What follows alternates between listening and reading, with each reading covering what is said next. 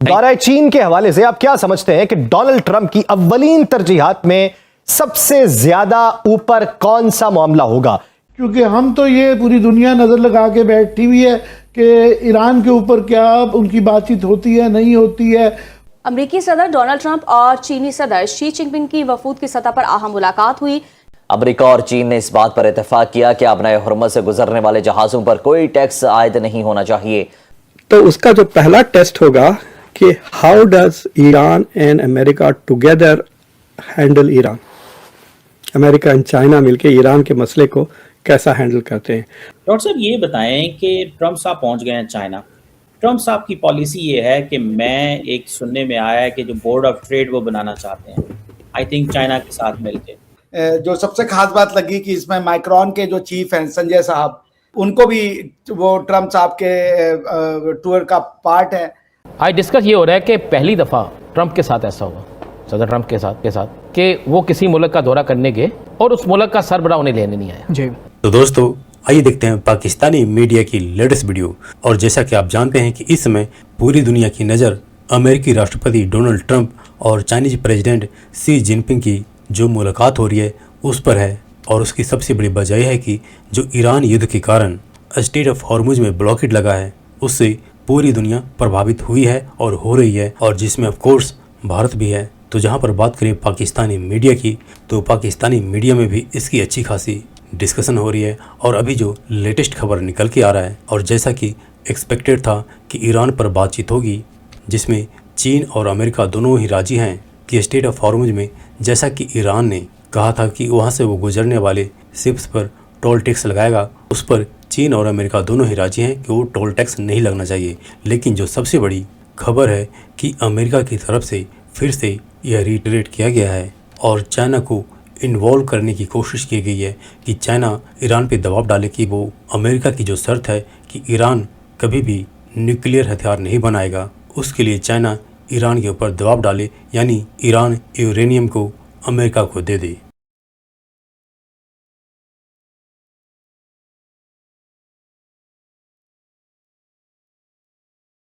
आज डिस्कस ये हो रहा है कि पहली दफ़ा ट्रंप के साथ ऐसा हुआ, सदर ट्रंप के साथ कि वो किसी मुल्क का दौरा करने गए और उस मुल्क का सरबराह उन्हें लेने नहीं आया। जी आज से पहले ऐसा नहीं हुआ, बल्कि वो तो याद करें यूक्रेन के सदर के साथ जो उन्होंने किया था कपड़ों के ऊपर मुलाकात पे, और उसके बाद उन्हें ये तवक्को नहीं थी कि ऐसा उनके साथ होगा। शायद वो समझ रहे थे, एक तो वो उनके जहन में था कि मैं ईरान वाला मामला जो है इसे ख़त्म करके जाऊँ और एक फाते बन के जाऊँ। अच्छा, वो ख़त्म ना हो सका। उस पर क्रेडिट पाकिस्तान को है कि पाकिस्तान ने दो बड़ी ताकतों को आमने सामने बिठा दिया, ये क्रेडिट है पाकिस्तान का, और ये इससे कोई पाकिस्तान से छीन नहीं सकता। लेकिन अमेरिका के क्रेडिट में कुछ नहीं है, अमेरिका के क्रेडिट में आज के दिन तक भी नहीं है। फिर इस दौरे से पहले और इस जंग से पहले एक मुल्क के सरबराह को किडनैप करना, जी मदोरो, ठीक है, ये सारी चीज़ें अगर आप एक एक करके गौर करें, फिर ट्रंप के बहुत से बयानात कि इसके बाद मैं क्यूबा जाऊंगा, इसके बाद मैं फलां जगह जाऊंगा, ये सारी चीज़ें अगर सामने रखते हैं तो वो ट्रंप जो जीत के आए थे उस ट्रंप में और इस ट्रंप में अब फ़र्क आ गया। अगर वो इस खित्ते की उस जंग को जीत चुके होते जिसका वो दावा कर रहे थे तो शायद मामला और होता, हालात मुख्तलिफ होते। आज ये क्लियर हो गया है कि चाइना भी एक ताकत। हाँ जी, और बता तो सबको था, लेकिन आज उन्होंने ये बता दिया कि भाई अगर तुम सुपर ताकत हो तो हम भी सुपर ताकत। खान साहब, ये ऑप्टिक्स ही होती है, उन्होंने बड़ा नॉर्मल सा लिया है। इट्स ऑल राइट, आप आए, ठीक है। ये एक बहुत बड़ा पैगाम है, ये सिर्फ पैगाम नहीं है। अमेरिकी नायब सदर जेडी वेंस ने कहा कि ईरान के साथ कशीदगी के खात्मे के लिए मुज़ाकरात में पेशरफ्त हो रही है। मीडिया से गुफ्तगू करते हुए उन्होंने वाज़ेह किया कि बुनियादी सवाल ये है कि क्या मुज़ाकरात सदर ट्रंप की मुकर्रर करदा रेड लाइन को मुतमिन कर पाते हैं या नहीं। जेडी वेंस के मुताबिक सदर ट्रंप की रेड लाइन इंतहाई सादा है। वो ऐसे हतमी हिफाजती इक़दाम चाहते हैं जिसके नतीजे में ईरान कभी भी एटमी हथियार हासिल ना कर सके। अमरीकी वज़ीर ख़ारजा मार्को रूबियो ने कहा कि अमरीका चाहता है कि खलीज मामले पर मौक़िफ़ बदलने के लिए चीन ईरान पर दबाव डाले। एक इंटरव्यू में मार्को रूबियो ने कहा कि चीन ईरान को खलीज में जारी इक़दाम से पीछे हटने पर आमादा करे। चीन के मुफाद में है कि वो बहरान के हल में किरदार अदा करे।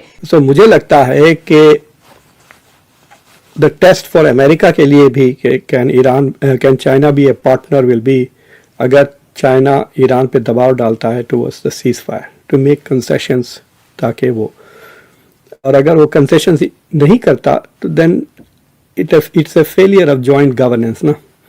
इसका मतलब ईरान और चाइना और अमेरिका मिलके ग्लोबल गवर्नेंस मैनेज नहीं कर सकते अगर दे कांट मैनेज ईरान। जो चाइना के स्कॉलर्स हैं वो बार बार, मुझे याद है पिछले 2 महीने में बार बार ये पूछते रहते थे कि क्या डोनाल्ड ट्रंप आएंगे नहीं आएंगे, आएंगे नहीं आएंगे। तो चाइना के लिए भी इट वाज वेरी इंपॉर्टेंट कि डोनाल्ड ट्रंप चाइना आए। देखिए, आप डोनाल्ड ट्रंप को कितना भी पागल बेवकूफ़ समझ लें, जो भी समझ लें, he is still the president of the United states, दुनिया की सबसे बड़ी इकोनॉमी, दुनिया की सबसे बड़ा मोर पावरफुल स्टेट। जिस तरह अमेरिका पावर प्रोजेक्ट कर सकता है दुनिया में और कोई नहीं कर सकता। मुझे आप बता दें कौन सा दूसरा मुल्क है जो 3 एयरक्राफ्ट कैरियर या 10,000 मील दूर पर 1-2 साल तक रख सकता है। अगर आप देखें हमारे बेसेस यूरोप से अगर हम निकालें 60,000 के करीब फ़ौज है हमारी यूरोप में, तकरीबन 2 लाख के से ज़्यादा फ़ौज अभी भी ईस्ट एशिया में है और ये कई सालों से है। So we are basically occupying many parts of the world. अब वो ऑक्यूपेशन फ्रेंडली है, जापान के ऊपर, साउथ कोरिया पे, जर्मनी, ये सारे फ्रेंडली ऑक्यूपेशन है, तो आपको नज़र नहीं आ रहा, but we are technically still empire ना। The only empire, China is not as powerful as the US, it is peer competitor हो गया है, बट इट स्टिल बहुत फ़र्क है $20 बिलियन और $32 बिलियन में। अमेरिका का defence budget is more than double of China. China 240 कहता है, लेकिन लोग कह रहे हैं कि छुपाता है बजट। चाइना का बजट इज़ मोर देन 250। अगर हाफ ट्रिलियन भी ले लें आप, कि अगर वो $500 बिलियन भी है, तो it is still half of the US defence budget. But it is the only power which is close to America and which can create lots of problems for America बाज़ जगहों पर, जैसा कि एशिया में। तो मुझे लगता है कि स्टेटमेंट से आ जाएंगे। The problem with Donald Trump is कि